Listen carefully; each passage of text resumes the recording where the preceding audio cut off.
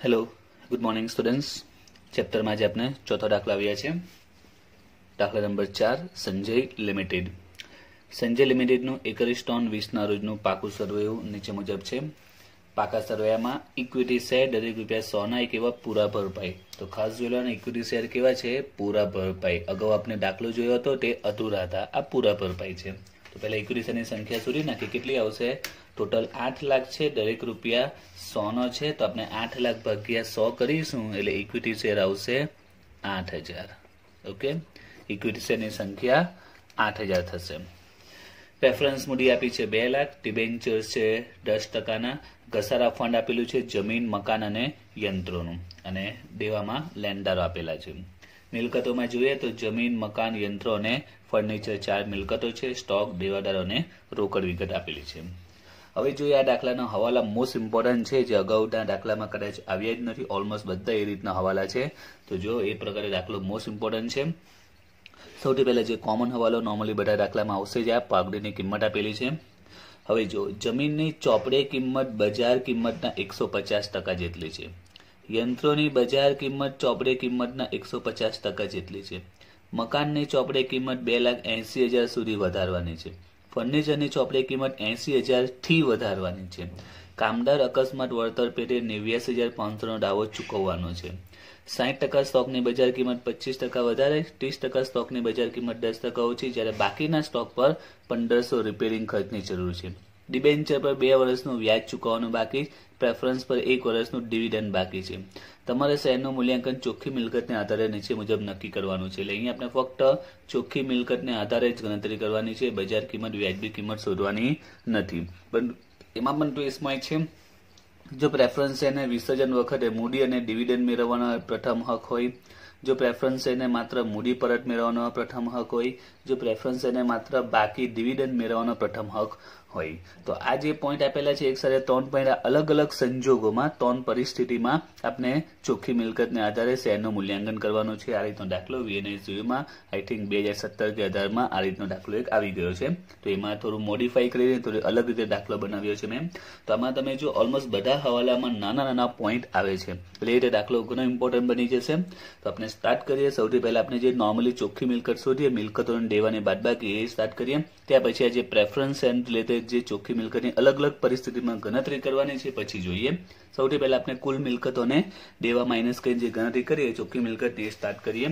तो आपने जोईए तो कई कई मिलकतो अहींया आपने जोवा मळे छे। तो जमीन मकान यंत्रो फर्निचर स्टॉक देवादारोने रोकड़ बराबर, अने एक आवशे पाघडी। अने देवामां जोईए तो 2 देवा जोवा मळे छे, एक डिबेन्चर छे अने एक लेंडारो है। ओके, 2 देवा है बराबर है। तो आपने मिलकतो बधी आवी गई, बधी मिलकतो अने 2 देवा। हवे दरेकनी जे किंमत शोधवानी छे, दरेके दरेक में नॉर्मली ट्विस्ट पॉइंट अहींया आव्या छे। सौथी पहला बात करिए आपने जमीननो पॉइंटनी। सौथी पहला मिलकत है अपनी जमीन। हवे एना विषे जे हवालो छे ए जो कि जमीननी चौपड़े किंमत बजार कीमतना 150% छे एवुं आपेलुं छे। जमीननी चौपड़े किंमत बजार कीमतना केटला छे? 150% जेटली छे। ए ज रीते यंत्रमां हवालामां आप्युं छे कि यंत्रोनी बजार कीमत चौपड़े कीमतना 150% जेटली छे। तो बंने पॉइंट एकबीजाना ऑपोजिट छे। अहींया कीधुं छे कि चौपड़े कीमत बजारना 150% छे, अहींया कीधुं छे बजार कीमत चौपड़े कीमतना 150% छे। तो घणा स्टुडન્ટ अहींया अटवाई जता होय छे। आ रीतनो पॉइंट आवे ने એટલે पहला तो ऑलमोस्ट घणा स्टुडન્ટ अहींया भूल करी बेसे छे, अने ए भूल करशो એટલે તમારી ચોખ્ખી મિલકત ખોટી આવશે, આંતરિક કિંમત ખોટી આવશે અને વ્યાજબી કિંમત બી છેલ્લે ખોટી પડી જશે। તો ધ્યાન આપજો કે આ રીતનો કોઈ પણ પોઈન્ટ હોય તો કઈ રીતે સોલ્વ કરવાનો તે। સૌથી પહેલા આપણે જમીનની જે ચોપડે કિંમત છે, એટલે કે પાકા શેરની જે કિંમત છે ને ચોપડે કિંમત કહેવાય, એ પહેલા લખી દઈએ। એ જ રીતે યંત્રોની પણ જે ચોપડે કિંમત એટલે કે પાકા સળિયામાં જે કિંમત આપેલી છે એ આપણે જોઈ લઈએ કે પાકા સળિયામાં જમીન કેટલી છે ને યંત્રો કેટલા છે। તો પાકા સળિયામાં તમે જો તો જમીન આપેલી છે 5,30,000 એટલે બરાબર। પાકા સળિયામાં આપેલી હોય તો કઈ કિંમત કહેવાય? ચોપડે કિંમત કહેવાય। અને યંત્રો આપેલા છે 2 લાખ। હવે સાથે સાથે એમનું ઘસારા ફંડ પણ આપેલું છે, તો ઘસારા ફંડ બી આપણે માઇનસ કરીશું। જ્યારે તમે याद रखो कि पाका सरवानी जो कोई वेल्यू वापरो तेनो घसारो पण ध्यानमां लेवानो। पाका सरवानी जो मिलकत यूज करो, पाका सरवानी जे किंमत ने ध्यानमां लेवो तो घसारा फंड ने भी ध्यानमां लेवानो। એટલે આપણે અહીંયા જમીનની ચોપડા કિંમત લખે છે, ખરેખરની ચોપડા કિંમત શું 530 છે? નહીં, 530 છે ને સામેનો ઘસારો પણ છે 50,000. 50,000 શું છે? એનો ઘસારો છે. એટલે એકચ્યુઅલમાં જમીન આપણી કેટલી છે? 30,000 માઇનસ કરીશું એટલે 4,80,000 ની જમીન છે. એ જ રીતે યંત્રો, એમાં બી ઘસારો છે. યંત્રો છે 2 લાખ, એનો પણ ઘસારો છે 10,000. 10,000 ઘસારો એટલે 1,90,000. તો યાદ રાખજો, જ્યારે પણ તમે પાકા સેવાની કિંમત પૂછે, કોઈ એમ પૂછે કે ભાઈ જમીન કેટલાની છે, તો જમીન 5,30 ની, પણ સામેનો ઘસારો પણ છે જ ને. જમીન 5,30 છે પણ સામે ઘસારો પણ છે જ, એ માઇનસ કરો એટલે ખરેખર જમીન આપની કેટલી કહેવાય? 480 કહેવાય. એ જ રીતે યંત્ર પૂછે, યંત્ર 2 લાખ છે, સામેનો ઘસારો પણ છે 10,000, તો યંત્રની કિંમત કેટલી કહેવાય? 1,90. તો આપણે ચોપડે કિંમત કેમ લખી બંનેની? કારણ કે આમાં ચોપડે કિંમતને લગતો કોઈ પોઈન્ટ આપેલો છે કે વધારે ઓછી છે એના માટે. હવે આપણી પાસે ચોપડી કિંમત છે ને આપણે કઈ કિંમત શોધવાની છે? એની બજાર કિંમત શોધવાની છે. કઈ શોધવાની છે? બજાર કિંમત. બરાબર છે. તો આપણે બજાર કિંમતની એન્ટ્રી આપીશું. એટલે આપણી પાસે ચોપડી કિંમત તો છે, બજાર કિંમત નથી, આપણે શોધવાની છે બંનેમાં. બંનેનું સાથે ગણાવો એટલે કન્સેપ્ટ ક્લિયર થઈ જશે. ચોપડે કિંમત છે ને શું શોધવાનું છે? બજાર કિંમત શોધવી પડે. કારણ કે અહીંયા આપણે આંતરિક કિંમતમાં કઈ કિંમત ધ્યાનમાં લઈએ છીએ? બજારમાં હાલમાં શું વેલ્યુ ચાલે છે એ લખવાની હોય છે. હાલમાં જમીન, મકાન, યંત્રો, ફર્નિચરની હાલની શું વેલ્યુ છે, બજારમાં શું માર્કેટમાં વેલ્યુ છે, એ આપણે લખીશું. ઓકે, તો ચોપડે કિંમત છે, આપણે બજાર કિંમત શોધીશું. તો જ્યારે પણ આ રીતના પોઈન્ટ આવે, હંમેશા તમારે ધારીને ગણતરી કરો તો કોઈ દિવસ ભૂલ નહીં પડે. હંમેશા શું કરવાનું? ધારી લેવાનું. તો જુઓ, જમીનની ચોપડે કિંમત બજાર કિંમતના 150% જેટલી છે. તો કોને ધારવું જોઈએ? ચોપડે કિંમતને કે બજાર કિંમતને? બસ એ તમારે ડિસિઝન લેવાનો છે. જમીનની ચોપડે કિંમત બજાર કિંમતના 150% છે. જમીનની ચોપડે કિંમત બજાર કિંમતના 150% જેટલી છે. તો કોને ધારવું જોઈએ? બજાર કિંમતને ધારવું જોઈએ. ધારો કે બજાર કિંમત માની લો કે 100 હોય. બજાર કિંમત કેટલી હોય? 100. તો ચોપડે કિંમત કેટલી થશે? બજાર કિંમતને આપણે 100 લઈશું. તો માટે ચોપડે કિંમત કેટલી છે? તો લખ્યું છે કે ચોપડે કિંમત બજાર કિંમતના 150% છે. ચોપડા કિંમત એ બજાર કિંમતના 150% છે. તો બજાર કિંમત કેટલી છે? 100. 100 ના તમે 150% કરો તો 100 ના 150% એટલે કેટલા આવે? 150. ઓકે, ફરીથી ચોપડે કિંમત બજાર કિંમતના 150% છે. ચોપડા કિંમત એ બજાર કિંમતના 150% છે. તો જો બજાર કિંમત 100 હોય તો ચોપડા કિંમત એ બજારના 150% એટલે કે 100 ના 150%. એ જ રીતે અહીંયા પણ આપણે ધારીએ, બંનેની સાથે ગણી કરો એટલે કન્સેપ્ટ સાથે ક્લિયર થઈ જાય. હવે અહીંયા શું કીધું છે તે જો, યંત્રોની બજાર કિંમત ચોપડા કિંમતના 150% છે. બજાર કિંમત એ ચોપડા કિંમતના 150% છે. બજાર કિંમત એ ચોપડા કિંમતના 150% છે. તો અહીંયા કોને ધારવું જોઈએ? ચોપડા કિંમતને. કે ધારો કે ચોપડા કિંમત જો 100 હોય, ધારો કે ચોપડા કિંમત 100 હોય તો બજાર કિંમત કેટલી કહેવાય? ચોપડા કિંમત ના 150% છે. તો માટે બજાર કિંમત ચોપડા કિંમતના 150%. ચોપડા કિંમત 100 આવી, 100 ના 150% કરો એટલે કેટલા આવે? 150. ઓકે, તો જ્યારે પણ આ રીતે પોઈન્ટ આપેલો હોય કે ચોપડે કિંમત બજાર કિંમતના 10%, 20% વધુ છે, આના આટલા ટકા છે, હંમેશા ધારી લેવાનું એટલે ભૂલ પડશે જ નહીં. હવે સિમ્પલી તમારે પદ જ મૂકવાનું. અને પદનો નિયમ અગાઉ પણ મેં કહ્યું છે, સેમ 3માં પણ, અને જે રેગ્યુલર ભણતર એને પણ મેં કહ્યું છે કે પદ મૂકવાનો એક સિમ્પલ નિયમ છે. જે આપેલું હોય પહેલા લખો, જે શોધવાનું હોય તે પછી. જે આપેલું હોય પહેલા, જે શોધવાનું હોય તે પછી. આપેલું હોય પહેલા, શોધવાનું તે પછી. તો આપણે ચોપડે કિંમત ને બજાર કિંમતમાં શું આપેલું છે? ચોપડે કિંમત છે, બજાર કિંમત શોધવાની છે. જે આપેલું હોય તે પહેલા લખો અને જે શોધવાનું હોય તે પછી લખો. ચોપડા કિંમત આપેલી છે અને બજાર કિંમત શોધવાની છે. ચોપડા કિંમત આપેલી છે, બજાર કિંમત શોધવાની છે. જે આપેલું હોય તે પહેલા, જે શોધવાનું હોય તે પછી. અહીંયા પણ એ જ રીતે શું આપેલું ને શું શોધવાનું છે? તો અહીંયા પણ ચોપડા કિંમત આપેલી છે અને બજાર કિંમત શોધવાની છે. તો જે આપેલું હોય તે પહેલા અને જે શોધવાનું હોય તે પછી. જે આપેલું હોય તે પહેલા, જે શોધવાનું હોય તે પછી. હવે રકમ મૂકવાની, તો પહેલા જે ધારેલું છે એમાંથી રકમ લેવાની. પહેલા જે ધારેલું છે એમાં જો કે ધારેલું છે એમાં ચોપડા કિંમત કેટલી છે? 150. જે ધારેલું છે એમાં ચોપડા કિંમત 150 ને બજાર કિંમત 100 છે. જે ધારેલું છે એમાં પહેલા રકમ લઈશું કે ચોપડા કિંમત 150 છે, ત્યારે બજાર કિંમત 100. હવે આપણા દાખલામાં જોઈએ જમીનની ચોપડા કિંમત કેટલી છે? 4,80,000. તો બજાર કિંમત કેટલી? 480 ગુણ્યા 100 ભાગ્યા 150. તો એની બજાર કિંમત આવે છે 3,20,000. ક્લિયર? અહીંયા પણ એ જ જે શોધવા આપેલું છે તે પહેલા લખ્યું, ચોપડા કિંમત જે શોધવાનું તે પછી. રકમ પહેલા કેમાંથી લઈશું? જે ધારેલું છે એમાંથી હંમેશા રકમ લેવાની. પહેલા રકમ હંમેશા કેમાંથી લેવાની? જે ધારેલું છે એમાંથી. તો જે ધારેલું છે એમાં જો તો ચોપડા કિંમત કેટલી છે? 100 છે અને બજાર કિંમત કેટલી છે? 150 છે. ચોપડા કિંમત 100 છે અને બજાર કિંમત 150 છે. તો પહેલા રકમ આપણે ધારેલામાંથી લઈ લીધી. પહેલા રકમ ધારેલામાંથી. હવે જે એકચ્યુઅલ રકમ છે તે ખરેખર રકમ ચોપડા કિંમત કેટલી છે? 1,90,000. ત્યારે બજાર કિંમત કેટલી? તો જવાબ આવશે 2,85,000. તો સિમ્પલી આ પોઈન્ટ યાદ રાખો. જ્યારે પણ આ રીતનો હવાલો હોય કે આના આટલા ટકા છે, વધુ છે, ઓછું છે, તો તમારે હંમેશા પહેલા તો ચોપડા કિંમત આપેલી હશે અને બજાર કિંમત શોધવાની હશે. આવા સિચ્યુએશનમાં આ હંમેશા હોય છે, કારણ કે ચોપડા કિંમત પાકા સરામાં હોય છે અને બજાર કિંમત આપણે શોધવાની, કારણ કે આપણે અહીંયા બજાર કિંમત લખવાની હોય છે. એટલે એક આ સિચ્યુએશન કન્ફર્મ આવી જશે કે ચોપડા કિંમત હશે અને બજાર કિંમત શોધવાની. બસ પછી ધારી લેવો અને ધારો પછી પદ મૂકો. તો જે આપેલું હોય તે પહેલા ને જે શોધવાનું હોય પછી. અને એ પણ 100% કેસમાં એવું જ હશે કે ચોપડા કિંમત આપેલી હશે અને બજાર કિંમત શોધવાની હશે. એટલે પહેલા ચોપડા કિંમત ને પછી બજાર કિંમત. અને પદ મૂકો એમાં પહેલા કઈ રકમ લેવાની? જે ધારેલું છે એમાંથી રકમ લેવાની. જે ધારેલું છે એમાંથી રકમ લેવો. ધારેલું છે એમાંથી તમે જો તો ચોપડા કિંમત છે 150 અને બજાર કિંમત 100 છે. ચોપડા કિંમત 150 તો બજાર કિંમત 100. તો આપણે 4 NCM કેટલા? એ જ પ્રમાણે યંત્રમાં પણ શોધી નાખ્યું. તો આપણે વેલ્યુ લખી દઈએ. જમીન આપણે કેટલી મળી? 3,20,000 અને યંત્રો કેટલા મળી આપને? 2,85,000. બરાબર. તો જમીન અને યંત્રો મળી ગયા. ઓકે, તો જમીન અને યંત્રો એ પોઈન્ટ સોલ્વ થઈ ગયું. હવે એ જ રીતે મકાન અને ફર્નિચરમાં બી પોઈન્ટ આપ્યા છે. તો જો મકાન અને ફર્નિચરમાં શું કીધું તે.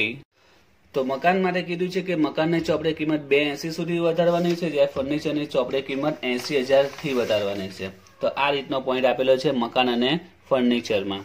તો જુઓ, મકાનની ચોપડી કિંમત 280 સુધી વધારવાની, ફર્નિચરની ચોપડી કિંમત 80,000 થી વધારવાની. તો આ પણ દાખલા તમે યાદ હોય તો 12માં આ રીતના પોઈન્ટ આવી ગયા છે. પ્રવેશ નિવૃત્તિ વાળા ચેપ્ટરમાં આવા પોઈન્ટ વારંવાર આવતા હોય છે. તો આમાં જયારે પણ એવું લખેલું હોય કે આટલા થી વધારે આટલા સુધી વધારે, બે શબ્દ ઇમ્પોર્ટન્ટ છે. એક સુધી શબ્દ અને એક થી શબ્દ. એક સુધી અને એક થી. અહીંયા વધારો ઘટાડો એને જોવાનું નથી. વધારા ઘટાડને ઇગ્નોર કરો. અહીંયા વધારવાનું પણ લખેલું હોય, ઘટાડવાનું પણ લખેલું હોય. અહીંયા બી વધારવાની પણ છે અથવા ઘટાડવાની, બેમાંથી કોઈ પણ શબ્દ હોય તે ઇમ્પોર્ટન્ટ નથી. ઇમ્પોર્ટન્ટ છે કે આગળ શું લખેલું છે, કે આટલા રૂપિયા સુધી કે આટલા રૂપિયા થી. આ મોસ્ટ ઇમ્પોર્ટન્ટ શબ્દ છે, સુધી અને થી. યાદ રાખજો.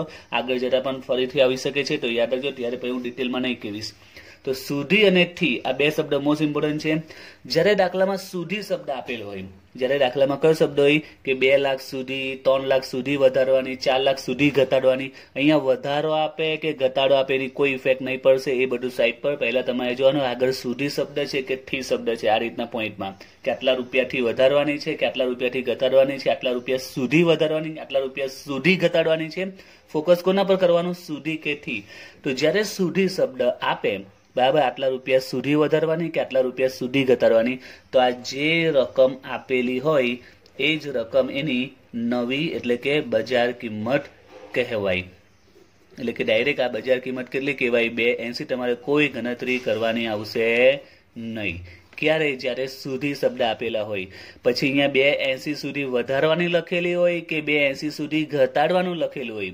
280 સુધી વધારવાનું લખ્યું હોય કે 280 સુધી ઘટાડવાનું લખ્યું હોય, અહીંયા વધારા કે ઘટાડાની કોઈ અસર પડશે નહીં. તમને જો સુધી શબ્દ આપેલો હોય એટલે અહીંયા જે રકમ છે સીધી કઈ કિંમત કહેવાય? નવી કિંમત, બજાર કિંમત કહેવાશે 280. એટલે આપણે ગણતરીમાં મકાન સીધું કેટલું લખી દેવાનું? 280. પાકા સરામાં કઈ જોવાનું નહીં, મકાન કેટલાનું છે, કયું છે, કઈ ધ્યાનમાં લેવાનું નહીં. એટલે જયારે પણ આ સુધી શબ્દ આપે એટલે એની કઈ કિંમત કહેવાય? નવી અથવા બજાર કિંમત કહેવાય. ક્લિયર? તો આ પોઈન્ટ યાદ રાખવાનો છે સુધી શબ્દ આપે ત્યારે. હવે અહીંયા થી આપેલું છે, આટલા થી વધારવાની છે. તો શબ્દ જ કઈ છે? જો ચોપડે કિંમત 80,000 થી વધારવાની છે. 80,000 થી વધારવાની છે.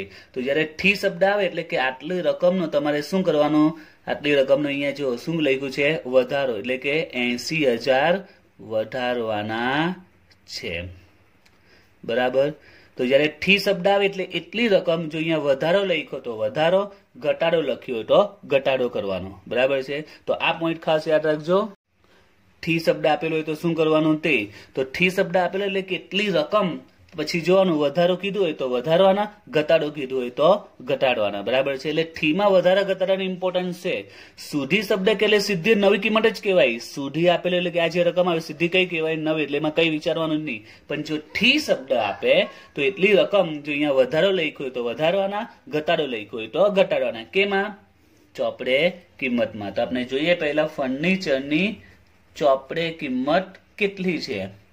ફર્નિચરની ચોપડે કિંમત જોઈએ તો ફર્નિચરની તમે ચોપડે કિંમત જો તો એ 50,000 છે અને એનું ઘસારા કે એવું કઈ આપ્યું નથી. ચોપડે કિંમત 50,000 છે તો એની ચોપડે કિંમત 50,000 અને અહીંયા શું આપેલું છે? 80,000 થી વધારવાની. આમાં તમે વાંચો તો બી ખબર પડી જાય. 80,000 થી વધારો એટલે 80,000 રૂપિયા વધારો. અને જેવું આપેલું કે 80,000 થી ઘટાડો તો 80,000 ઘટાડવાના, બરાબર. 80,000 થી વધારો એટલે 80,000 વધારો, 80,000 થી ઘટાડો એટલે કે 80,000 ઘટાડવાના. એટલે એની જે નવી કિંમત એટલે કે બજાર કિંમત કેટલી આવશે? તો 50,000 છે એમાં આપણે 80,000 શું કરવાના છે? વધારવાના છે. એટલે કેટલા આવશે? 1,30,000.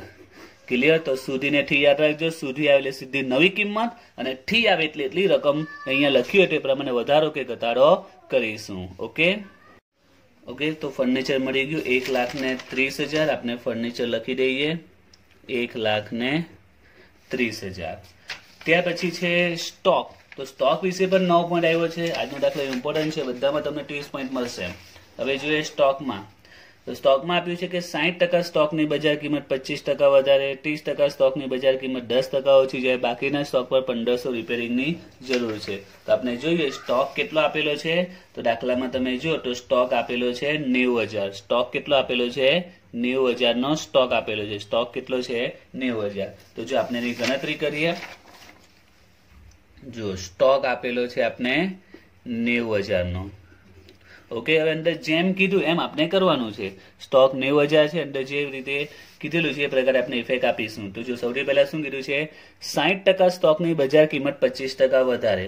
એટલે પહેલો ભાગ પાડો 60%, બરાબર. તો 90,000 ના 60% કરીએ તો આવે છે 54,000.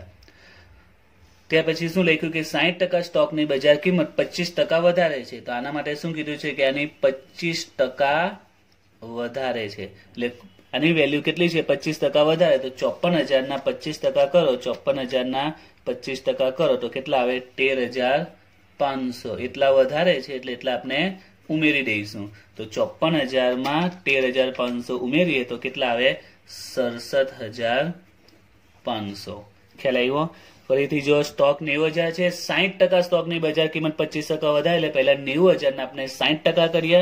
90,000 ના 60% કરીશું એટલે 54,000 આવ્યા. અને શું કહ્યું છે કે 25% વધારે એટલે એમાં 25% આપણે ઉમેરી દીધા. 25% વધારે તો 54,000 ના 25% કરો તો 31,500 હવે વધારે છે એટલે આપણે પ્લસ કર્યા એટલે 67,500 થયા.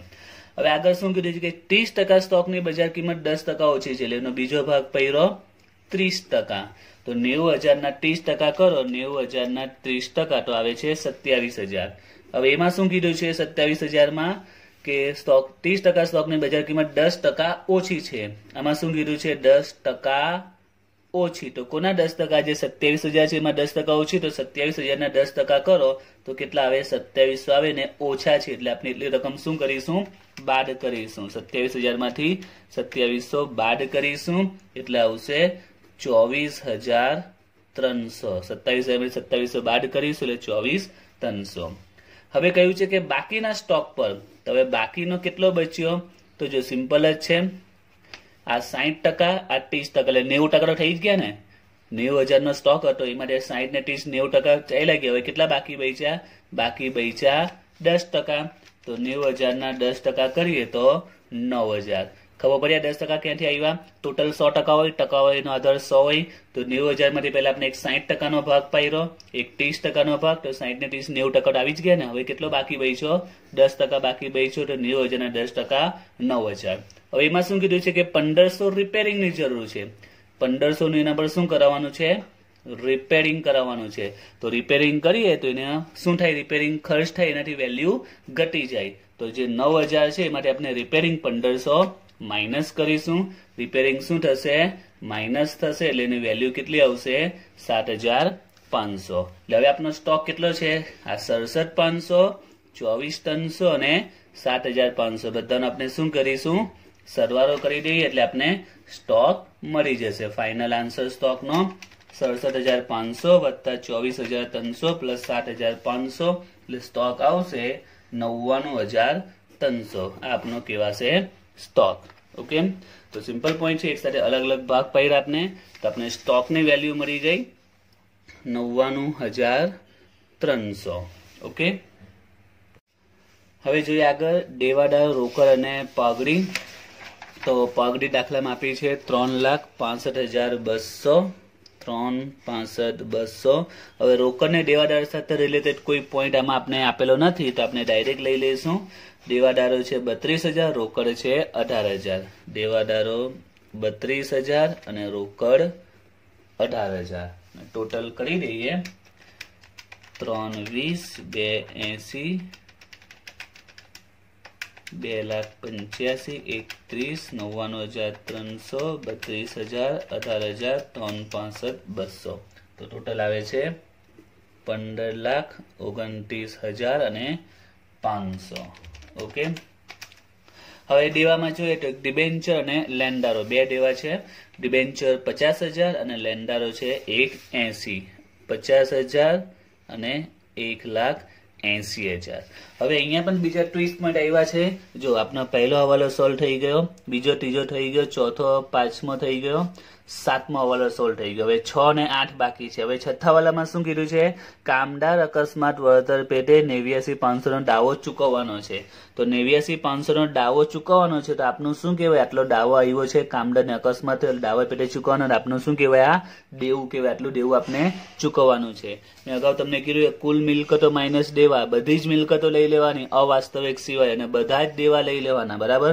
પછી એ મિલકત કે દેવા પાકા સળંગ તો આપણે લઈએ જ પરંતુ જો હવાલામાં કોઈ મિલકત કે દેવું આપેલું હોય એ પણ આપણે ધ્યાનમાં લેવાનું દાખલામાં કીધું હોય કે કોઈ ન નોંધેલ મિલકત છે ને આટલા રૂપિયા મળ્યા ન નોંધેલ મિલકત આટલી છે આટલું દેવું ચૂકવવાનું છે એવું જો પાકા વિગતમાં આપેલું હોય હવાલામાં આપેલું હોય તે પણ આપણે અહીંયા લઈ લેવાના તો અહીંયા એક દાવો છે એક દેવું ચૂકવવાનું છે તો અહીંયા આપણે આ દાવો પણ લઈશું કારીગરનો દાવો 89,500 તો એક આજનો જે નવો પોઈન્ટ આવ્યો જે આખો ડિફરન્સ પડી ગયો તે આ છે કે હવાલામાં જે દેવું આપ્યું તે પણ આપણે ધ્યાનમાં લઈશું હવાલામાં જો કોઈ મિલકત આપી એને પણ આપણે ધ્યાનમાં લેવાનું જ્યારે ચોખ્ખી મિલકત ગણે ત્યારે એટલે લખ્યું છે કુલ મિલકતો કંપનીની જેટલી મિલકતો હશે તે અને જેટલા દેવા કુલ દેવા એટલે બધા જ દેવા આવી જાય કોઈ દેવું બાકી રહેવું નહીં જોઈએ પછી એ પાકા સરાયમાં હોય કે હવાલામાં હોય આપણે બંને ધ્યાનમાં લઈશું ઓકે એ સિવાય બીજું પણ પોઈન્ટ છે દાખલા હવાલા નંબર 8 માં આપ્યું છે કે ડિબેન્ચર પર 2 વર્ષનું વ્યાજ ચૂકવવાનું બાકી છે તો આપણું દેવું જ કહેવાય ડિબેન્ચર પર વ્યાજ ચૂકવવાનું છે એટલે એક બીજું દેવું ઉમેરાશે ડિબેન્ચરનું વ્યાજ હવે કેટલું વ્યાજ બાકી છે તો 2 વર્ષનું બાકી છે કેટલું બાકી છે 2 વર્ષનું તો જો 10% ડિબેન્ચર છે કેટલા 50,000 તો એનું વ્યાજ કેટલું થાય તો 50,000 ના તમે 10% કરો તો કેટલું આવે 5,000 આવે બરાબર 50,000 10% કરો તો 5,000 આ કેટલા વર્ષનું 1 વર્ષનું થાય તો 2 વર્ષનું કેટલું થશે તો 2 વર્ષનું 5,000 ગુણ્યા 2 એટલે કેટલું આવશે 10,000 બરાબર છે એટલે કે અહીંયા ડિબેન્ચરનું વ્યાજ આવશે 10,000 બીજું એક દેવું ઉમેરાશે જ્યારે લિક્વિડેટરમાં આવતું હતું ડિબેન્ચરને વ્યાજ સહિત ચૂકવતા આપને બસ એ રીતનું છે ડિબેન્ચર પ્લસ સાથેનું વ્યાજ ચૂકવ્યું હવે બીજું પણ એક દેવું જોવા મળે કે પ્રેફરન્સ શેર પર 1 વર્ષનું ડિવિડન્ડ બાકી છે ડિવિડન્ડ ચૂકવવાનું બાકી છે આપણે દેવું કહી શકીએ અને પરંતુ તમને યાદ હોય તો શરૂઆતમાં સમજાવેલું છે કે આપણે જે પ્રેફરન્સ મૂડી સાથે બીજું શું માઇનસ કરીએ એમનું ડિવિડન્ડ બાકી હોય સૂચિત ડિવિડન્ડ બાકી હોય તે ક્યારે માઇનસ કરીએ પ્રેફરન્સ મૂડી સાથે ચેપ્ટરની શરૂઆતમાં તમને સમજાવ્યું હતું એના જે સ્ટેપ છે એમાં જો પ્રેફરન્સ મૂડી બાકી ડિવિડન્ડ સૂચિત ડિવિડન્ડ એ બધું પ્રેફરન્સ મૂડી સાથે આપણે ધ્યાનમાં લેવાનું હોય છે બરાબર છે એટલે ડિવિડન્ડ બાકી છે એ બી બાદ થશે કન્ફર્મ પણ કોની સાથે મૂડી સાથે એને ધ્યાનમાં લઈશું એટલે અહીંયા આપણે દેવામાં બતાવીશું નહીં બરાબર છે ઓકે તો આપણે હવે બાદ કરીએ એટલે આપણે ચોખ્ખી મિલકત મળી જશે -50,000, 180, 89, 500 ને 10,000. તો 12 લાખ આપણે અત્યારે ચોખ્ખી મિલકત મળી. હવે આપણે નોર્મલી શું માઇનસ કરીએ? આમાં પ્રેફરન્સ શેર માઇનસ કરીશું અને પ્રેફરન્સ ડિવિડન્ડ માઇનસ કરીશું. પ્રેફરન્સ શેર માઇનસ કરીએ, પ્રેફરન્સ ડિવિડન્ડ, એટલે આંતરિક કિંમત આપણે મળી જાય. આ આપણા નોમિનલ સ્ટેપ છે. પરંતુ આ દાખલામાં આવી રીતના કઈ 3 પોઈન્ટ આપેલા છે. જો આ તો કોઈ 3 પોઈન્ટ આપેલા નહીં હોતે, આજે 1, 2, 3 અલગ અલગ સિચ્યુએશન આપેલી છે પ્રેફરન્સ શેરની, જો આવી કોઈ ઇફેક્ટ નહીં હોત તો ડાયરેક્ટ તમારે આગળનું સ્ટેપ આપનું શું આવતે કે પ્રેફરન્સ મૂડી માઇનસ કરો માઇનસ એનું ડિવિડન્ડ. ઓકે, આ બે વસ્તુ આપણે માઇનસ કરીએ ને આપણે ચોખ્ખી મિલકત શોધી નાખીએ. પરંતુ આ જે 3 પોઈન્ટ આપેલા છે ત્રણેની અહીંયા ઇફેક્ટ પડવાની છે, કારણ કે મૂડી, પ્રેફરન્સ શેરની મૂડી અને ડિવિડન્ડ સાથે સંકળાયેલા 3 અલગ અલગ સિચ્યુએશન આપેલી છે. પ્રેફરન્સ શેરની મૂડી અને તેના ડિવિડન્ડ સાથે સંકળાયેલા પોઈન્ટ આપેલા, અત્યારે આપણે માઇનસ નહીં કરીશું. આ ત્રણેય પોઈન્ટને અલગ અલગ રીતે સોલ્વ કરવાના છે. ઓકે, કારણ કે હવે 12 લાખ આપણે મળી ગયા, ત્યાર પછી કોની એન્ટ્રી આપણે આપીએ છીએ? મૂડી અને ડિવિડન્ડની એન્ટ્રી નોર્મલી આવે. મૂડી માઇનસ કરીએ, ડિવિડન્ડ માઇનસ કરીએ, પણ 3 અલગ અલગ સિચ્યુએશન માટે આપણે તેની અલગથી ગણતરી કરીશું. એટલે અત્યારે આપણી પાસે મિલકત કેટલી આવી છે? ચોખ્ખી મિલકત 12 લાખ આવી છે. હવે આ 3 પોઈન્ટની ઇફેક્ટ અલગ અલગ સિચ્યુએશનમાં આપીશું. એક સાથે એમ સમજો કે 3 દાખલા છે એમ. ઓકે, તો 3 સિચ્યુએશનમાં આપણે ગણતરી કરવી પડશે. તો જો હવે ધ્યાન આપજો, અલગ અલગ 3 સિચ્યુએશનમાં આપણે ગણતરી કરીશું. જો લાસ્ટ આપણે ચોખ્ખી મિલકત કેટલી મળી? તો ચોખ્ખી મિલકત મળી 12 લાખ. જો હવે ધ્યાન આપજો આમાં શું ઇફેક્ટ પડશે તે. હવે પહેલી સિચ્યુએશનમાં શું કહ્યું છે કે પ્રેફરન્સ શેરને વિસર્જન વખતે મૂડી અને બાકી ડિવિડન્ડ મેળવવાનો પ્રથમ હક છે. પ્રેફરન્સ શેરને વિસર્જન વખતે મૂડી અને બાકી ડિવિડન્ડ મેળવવાનો હક છે. હવે જો સમજાવું, કંપની ધારનો નોર્મલી નિયમ એવો જ હોય છે કે પ્રેફરન્સ શેરને વિસર્જન વખતે મૂડી અને ડિવિડન્ડ મેળવવાનો પ્રથમ હક છે જ. આ એકચ્યુઅલી રૂલ્સ છે જેમ તમે લિક્વિડેટર બની ગયા, લિક્વિડેટરમાં તમને યાદ છે આપણે બિન સલામતને ચૂકવ્યા પછી કોને ચૂકવણી કરતા હતા? પ્રેફરન્સ હોલ્ડરને, બરાબર છે. એમની મૂડી અને ડિવિડન્ડ ચૂકવતા હતા, બસ એ જ નિયમ છે. તો અહીંયા પણ એ જ સ્ટેપ તમારે ફોલો કરવાનો છે કે એમને કયો હક છે? એક તો મૂડી અને બાકી ડિવિડન્ડ મેળવવાનો હક છે. એટલે આપણે ચોખ્ખી મિલકતમાંથી શું બાદ કરીશું? તેમની પ્રેફરન્સ મૂડી, બરાબર, અને એમનું બાકી ડિવિડન્ડ, એ બે વસ્તુ આપણે અહીંયા માઇનસ કરીશું. હવે આ સિચ્યુએશનમાં શું કીધું તે જો કે પ્રેફરન્સ શેરને માત્ર મૂડી પરત મેળવવાનો અધિકાર છે. પ્રેફરન્સ શેરને માત્ર કયો અધિકાર છે? મૂડી પરત મેળવવાનો અધિકાર છે. તો અહીંયા શું ગણતરી આવશે? તો ખબર પડી જવી જોઈએ કે ચોખ્ખી મિલકત છે 12 લાખ. હવે અહીંયા એમને કયો અધિકાર આપેલો છે? માત્ર મૂડી મેળવવાનો અધિકાર છે. એટલે આપણે અહીંયા શું બાદ કરીશું? માત્ર પ્રેફરન્સ મૂડી બાદ કરીશું. ક્લિયર? હવે ત્રીજી સિચ્યુએશન જો પ્રેફરન્સ શેરને માત્ર બાકી ડિવિડન્ડ મેળવવાનો પ્રથમ હક છે. તો જે ચોખ્ખી મિલકત મળશે 12 લાખ, એમાંથી આપણે શું માઇનસ કરીશું? બાદ કરીશું માત્ર પ્રેફરન્સ ડિવિડન્ડ બાદ કરીશું. ખ્યાલ આવ્યો? તો જો આ રીતની અલગ અલગ સિચ્યુએશન આપેલી હોય તો એમાં જે પ્રથમ હક હોય તે નોર્મલી બાદ થતો હોય છે. તો ચોખ્ખી મિલકત 12 લાખ છે, એમાં મૂડી અને બાકી ડિવિડન્ડ મેળવવાનો અધિકાર છે, એટલે મૂડી પણ માઇનસ થશે, ડિવિડન્ડ બી માઇનસ થશે. ફક્ત મૂડી મેળવવાનો અધિકાર છે તો ફક્ત મૂડી માઇનસ કરીશું, અને ફક્ત ડિવિડન્ડ મેળવવાનો અધિકાર છે તો ડિવિડન્ડ માઇનસ કરીશું. અને નોર્મલી નિયમ શું છે પણ તમને કહી દઉં તો નોર્મલી નિયમ આ છે કે મૂડી પણ માઇનસ થાય અને ડિવિડન્ડ પણ માઇનસ થાય. આ બેઝિક નિયમ છે. મૂડી પણ બાદ થાય અને ડિવિડન્ડ બંને હક હોય છે. આપણે લિક્વિડેટરમાં મૂડી અને ડિવિડન્ડ બંને ચૂકવતા હતા તો બંને બાદ થતું હોય છે. પરંતુ આમાં 3 અલગ અલગ સિચ્યુએશન આપેલી છે અને 3 અલગ સિચ્યુએશનમાં આપણે શેરનું મૂલ્યાંકન કરવાનું કીધું છે. એટલે આપણે 3 અલગ અલગ સિચ્યુએશનમાં આ એન્ટ્રી આવશે. તો એની એન્ટ્રી આપણે આપી દઈએ અને 3 સિચ્યુએશનમાં આપણે ચોખ્ખી મિલકતને આધારે આંતરિક કિંમત શોધીશું, શેરનું મૂલ્યાંકન કરીશું. તો 12% પ્રેફરન્સ મૂડી છે 2 લાખ. ઓકે, તો પ્રેફરન્સ મૂડી કેટલી છે? 2 લાખ. હવે ડિવિડન્ડ, તો ડિવિડન્ડ કેટલું છે? 12%. તો 2 લાખના 12%. અને ડિવિડન્ડ કેટલું બાકી છે? તો આમાં કીધું છે ડિવિડન્ડ પ્રેફરન્સ શેર પર 1 વર્ષનું ડિવિડન્ડ બાકી છે. 1 વર્ષનું બાકી છે. કેટલા વર્ષનું? 1 વર્ષનું. તો 2 લાખના 12% કેટલા થાય? 24,000. તો જે મળે તે વર્ષનું જ મળે. જયારે પણ તમે એટલે ટકા કરો ને હંમેશા ડિવિડન્ડ કેવું મળે? વર્ષનું જ મળે. જે ડિબેન્ચરમાં કીધું કે તમે 50,000 ડિબેન્ચર 10% કરો એટલે 5,000 હંમેશા કેવું હોય? એ વર્ષનું જ હોય. બરાબર? 1 વર્ષનું જ હોય. પછી જેટલા વર્ષનું કરું એટલા વર્ષ વડે ગુણી કરવાનું. બરાબર? જો દાખલામાં કીધું કે 2 વર્ષનું ડિવિડન્ડ બાકી છે તો 24,000 ગુણ્યા 2 કરવું પડશે. ઓકે, તો હવે માઇનસ કરીએ 12 લાખમાંથી 2 લાખ અને 24,000. તો જવાબ આવે 9,76,000. 1000 તો આપની ઇક્વિટી શેર હોલ્ડર માટેની ચોખ્ખી મિલકત મળી ગઈ। હવે આપણે આંતરિક કિંમતનું સૂત્ર મૂકી દઈએ। આંતરિક કિંમત બરાબર ચોખ્ખી મિલકત આવી 9,76,000 છેદમાં ઇક્વિટી શેરની સંખ્યા। તો ઇક્વિટી શેર આપણે શરૂઆતમાં જોયા, ઇક્વિટી શેર કેટલા છે? 8,000 છે। ઇક્વિટી શેર કેટલા છે? 8,000। તો 9,76,000 ભાગ્યા 8,000 તો જવાબ આવે છે 122। ઓકે, તો આ પહેલા સ્ટેપનો જવાબ આવી ગયો। હવે બીજી સિચ્યુએશન હતી કે માત્ર મૂડી મેળવવાનો અધિકાર છે, એટલે ફક્ત શું માઇનસ કરીશું? મૂડી એટલે કે 2 લાખ માઇનસ કરીશું, એટલે ચોખ્ખી મિલકત આવશે 10 લાખ। હવે આપણે એની આંતરિક કિંમત શોધીએ। તો આંતરિક કિંમતનું સૂત્ર છે ચોખ્ખી મિલકત જે 10 લાખ છે છેદમાં ઇક્વિટી શેરની સંખ્યા જે 8,000 છે, હમણાં જ આપણે જોયું। તો 10 લાખ ભાગ્યા 8,000 તો જવાબ આવશે 125। એ જ રીતે ત્રીજા સ્ટેપમાં માત્ર ડિવિડન્ડ મેળવવાનો અધિકાર છે, તો ચોખ્ખી મિલકત 12 લાખ અને ડિવિડન્ડ આપણે અત્યારે શોધ્યું। ડિવિડન્ડ કેટલું આવે છે?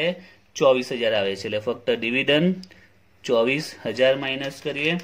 12 lakh minus 24,000 11,76,000।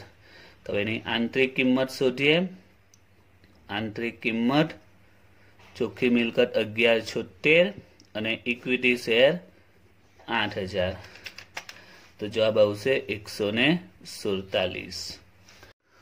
Okay, final answer 147 આવી ગયો। તો અહીંયા આપણો દાખલો કમ્પ્લીટ નહીં થતો, હજુ દાખલાનો એક મેઇન પોઈન્ટ બાકી છે, મોસ્ટ ઇમ્પોર્ટન્ટ પોઈન્ટ બાકી છે, જે નોર્મલી માઇન્ડમાં આવતો નથી, રહી જાય છે।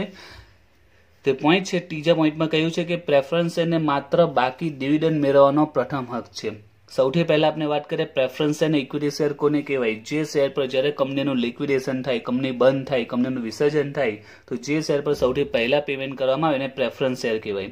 હવે અહીંયા કીધું છે કે વિસર્જન વખતે અહીંયા મૂડી અને ડિવિડન્ડ મેળવવાનો હક હતો, અહીંયા મૂડી મેળવવાનો હક છે, બટ અહીંયા ફક્ત ડિવિડન્ડની જ વાત કરી કે ડિવિડન્ડ આપવાની વાત કરીએ કે મૂડી હજી આપી નથી, મૂડીની વાત કરી નથી। તો આ સિચ્યુએશનમાં પ્રેફરન્સ અને ઇક્વિટી શેર વચ્ચે કોઈ ડિફરન્સ જ થયો નથી, કારણ કે વિસર્જન વખતે જે શેર પર સૌથી પહેલા મૂડી ચૂકવાય એને પ્રેફરન્સ શેર કહેવાય। જ્યારે અહીંયા તો પ્રેફરન્સ અને મૂડી નથી આપી, ફક્ત ડિવિડન્ડ આપી, એટલે મૂડી આપવાની હજી બાકી રાખી છે।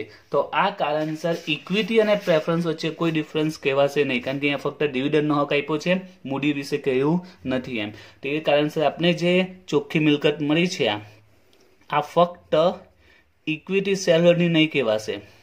આ જે રકમ છે એ ફક્ત ઇક્વિટી શેર હોલ્ડરની નથી, આ પ્રેફરન્સ હોલ્ડરની પણ અમાઉન્ટ કહેવાશે, બંનેની ભેગી કહેવાશે, ઇક્વિટીની પણ કહેવાશે અને પ્રેફરન્સની પણ આ ચોખ્ખી મિલકત કહેવાશે। આપણે નોર્મલી જે ચોખ્ખી મિલકતનો સ્ટેપ છે, આપણે જે ચોખ્ખી મિલકત શોધીએ છીએ, આ ચોખ્ખી મિલકત આપણે કોની શોધીએ છીએ? ઇક્વિટી શેર હોલ્ડરની શોધી છે। કોની? ઇક્વિટીની। ટોટલ અસેટ કુલ મિલકતોમાંથી કુલ દેવા માઇનસ કરે છે, પછી એમાંથી આપણે પ્રેફરન્સ મૂડી પણ માઇનસ કરી લઈએ, એનું બી પેમેન્ટ પટાઈ દીધું, છેલ્લે જે બચે ચોખ્ખી મિલકત એ કોની શોધીએ છીએ? આપણે ઇક્વિટીની। જ્યારે અહીંયા પ્રેફરન્સ મૂડી માઇનસ કરી જ નથી, એટલે કે આ જે મિલકત મળી છે એ ઇક્વિટી તો છે જ, પણ સાથે સાથે કોની છે? પ્રેફરન્સની પણ છે, કારણ કે જે પ્રેફરન્સ મૂડીને પેમેન્ટ કર્યું નથી, એટલે આ જે રકમ મળી છે બંનેની ભેગી કહેવાશે, ઇક્વિટીની પણ કહેવાશે અને પ્રેફરન્સની પણ કહેવાશે। જ્યારે બે એવો પોઈન્ટ ન હતો, કારણ કે એમાં મૂડીને આપણે પેમેન્ટ કરી દીધું છે, મૂડી ચૂકવી દીધી છે, મૂડી ચૂકવાઈ ગઈ છે, જ્યારે અહીંયા ડિવિડન્ડ ચૂકવ્યું છે, મૂડી ચૂકવી નથી, એટલે આ જે રકમ મળી છે તે ઇક્વિટી શેર હોલ્ડરની પણ કહેવાય, પ્રેફરન્સ હોલ્ડરની પણ કહેવાય। તો એની અસર ક્યાં પડશે? આંતરિક કિંમત પર। આંતરિક કિંમતમાં અત્યારે 8,000 આપણે ભાગાકાર કર્યો, 8,000 લીધા છે, એ 8,000 શેના છે? ઇક્વિટી શેરને ધ્યાનમાં લીધા છે, પરંતુ આ સિચ્યુએશનમાં 8,000 ઇક્વિટી શેરના લીધા છે, સાથે સાથે આપણે પ્રેફરન્સ શેર પણ લેવા પડશે, કારણ કે 11,76,000 ઇક્વિટી નથી, પ્રેફરન્સ હોલ્ડરના પણ કહેવાશે। હવે અહીંયા પ્રેફરન્સ મૂડી 2 લાખ આપી છે, એનો ભાવ આપ્યો નથી, एक्चुअली क्वेश्चन में प्रिंटिंग में रही गयु छे। भाव केटलो छे 100 रुपयानो छे तो 2 लाख भाग्या 100 एड करी नाखीए। एक्चुअली आ प्रिंटिंग मिस्टेक थई गई, छप्पन रही गयु छे। 100 रुपया दरेक रुपया 100 नो शेर छे तो 2 लाख भाग्या 100 એટલે કેટલા શેર આવશે 2000 શેર। તો ये 9 पॉइंट है कि 8000 શેર इक्विटी નો લેવાના સાથે સાથે 2000 પ્રેફરન્સ શેર પણ લઈશું। તો 11,76,000 ભાગ્યા 8 ને 2 10000 કરીશું તો જવાબ આવશે 117.6 147 નહીં। આ એનો ફાઇનલ આન્સર કહેવાશે. ઓકે, તો આ મોસ્ટ ઇમ્પોર્ટન્ટ પોઈન્ટ છે. યુનિવર્સિટી માહિતીનો દાખલો એક જ વખત પૂછાયો છે, 17 કે 18માં, એ પછી પૂછાયો જ નથી, એ પહેલા કે પછી આવ્યો જ નથી આ દાખલો. તો જ્યારે માત્ર ડિવિડન્ડ જ ચૂકવાયું છે, એટલે કે પ્રેફરન્સ મૂડી અહીંયા ચૂકવાઈ જ નથી, એટલે આ જે રકમ ઇક્વિટીની પણ કહેવાય, પ્રેફરન્સની પણ કહેવાય. એટલે જ્યારે આંતરિક કિંમત છો તો ફક્ત ઇક્વિટી શેર નહીં, તમારે પ્રેફરન્સ શેરને પણ સાથે લેવા પડે. એટલે 8 ને 2 10,000 વડે ભાગવું પડે. આ 2,000 કયા છે? પ્રેફરન્સ છે, અને 8,000 કયા છે? ઇક્વિટી. એટલે ટોટલ 10,000 થાય, 10,000 વડે ભાગીશું, ફાઇનલ આન્સર આવશે 117.6. ઓકે.